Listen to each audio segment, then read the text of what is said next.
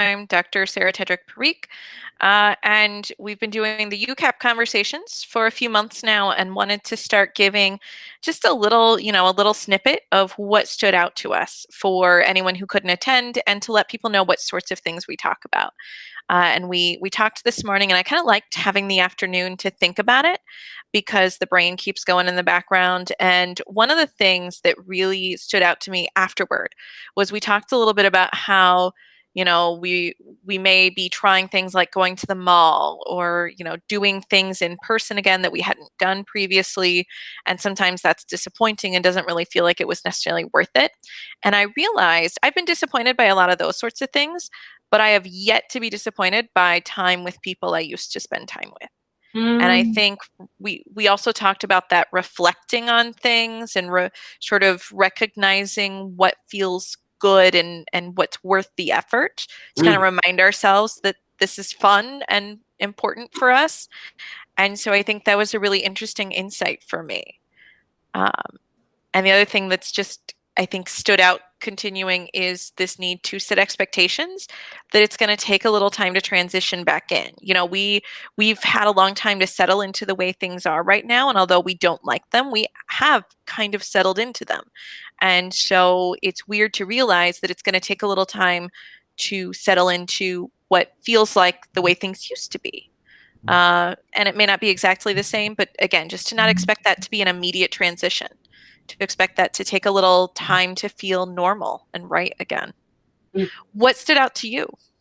So I guess I'll introduce myself first for people who Yep. don't know me. I'm Dr. Lydia Golub, uh, and this was the topic of today's discussion was social skills across the ages and the effects that the pandemic had on social skills. I think specifically for children and adolescents, but I think that I've noticed the impact of this pandemic on adults, and I also work with older adults, and I know that it's been a really tough time for a lot of older adults as well in terms of the social isolation. I think what stood out for me the most in terms of our discussion today was the idea of a shift in values as a result of this pandemic, and how needing to spend time alone made us reevaluate what are we willing to, what's important enough to risk safety for. If you think about, at one point we were all quarantined. Some of us were alone, some of us with just our immediate families. But then when we started to, even during the pandemic, break out of that bubble, who were the first people that we introduced in our lives? And then I think as time's going on, who do we continue to reach out for, and what kind of activities seem to be more important to us than others? And I think this was something that we discussed at the very end of the discussion, which I thought was a really great one. When we have this perception that our values has changed, how much of that is lingering anxiety versus a true change in values? Like, if I don't want to go to the mall anymore, is it because I generally don't like to go to the mall anymore, or is it because I'm scared to go to the mall? Yeah, I think that's all really interesting. And I think our reflections and the way that we introduced it, sorry for not telling everyone the topic before I just started talking about it. But I think in some ways that shows what these are about. It's sort of a mix of thinking clinically, thinking as people. I think especially when a lot of our topics have been related to the pandemic, and those in particular, I think we respond to as people and clinicians, and kind of just a meandering mix, and the sort of thing that just keeps you thinking over time. I think the thing that I loved about this, Sara, is the idea that people could join these meetings, not feel like this is going to be information heavy. I know the person who was leading the meeting today did have a couple of articles that were from regular media, like New York Times, I think, was one of them. And it's supposed to be a safe place for us to just talk about anything that we think about from our own clinical experience, and more often than not from our our personal experiences.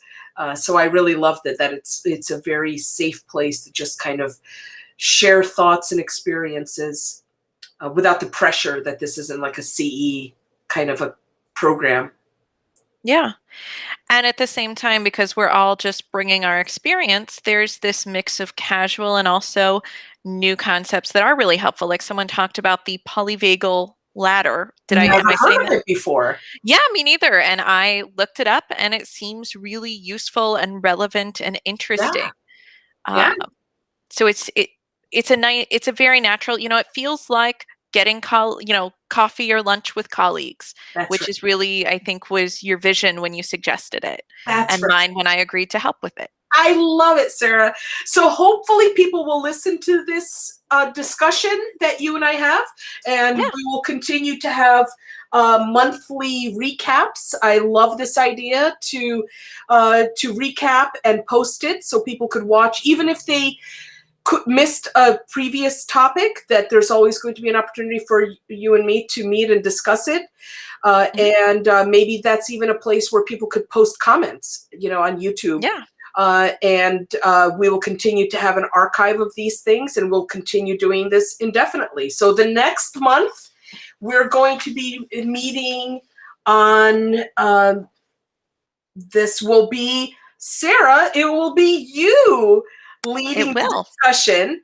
And again, when a person decides to lead, there's nothing formal. It could be completely unprepared, just a person who decides to leave a topic of discussion. Or if somebody has some uh, interesting information that they would like to share, or maybe they're thinking about writing something up or presenting it as a CE, and this is sort of a dry run to sort of run some ideas by. But Sarah, you're going to be presenting on July 12th from 10 to 11. Do you want to mention a little bit what that's about? Sure. So I'm going to be talking about the Disney Plus series WandaVision and grief and loss. So really thinking about the themes that we see in there, how it fits with what we know from the literature about grief and loss. So this is something where I'm hoping to get a publication out in the next year or so about this. And so but I'm doing this, instead of a poster or a stand-up presentation, that's when everything's mostly set.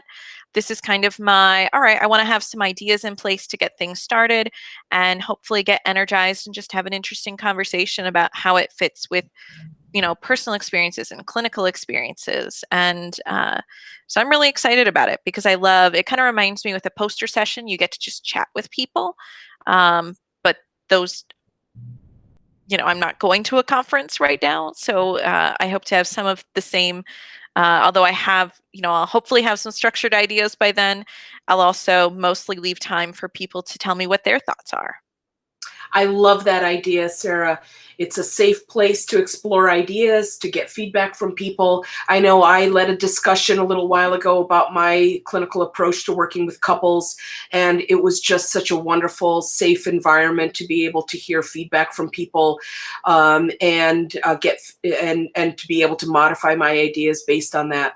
So that's terrific. We're looking forward to seeing you, Sarah, on Monday, July 12th, 10 to 11. Mhm. And then we'll recap after that and talk about how that went, and then up for the next discussion after that. Yep, and we're alternating the second Monday and Friday of each month because That's we're right. trying to accommodate as many schedules as we can, so you can kind of figure out whether Monday mornings or Friday mornings work, and hopefully you can at least make one of those. It's the second week of the month. Mondays, it's 10 to 11. Fridays, it's 9 to 10. Great. Well, I'll see you next month then. See you next month.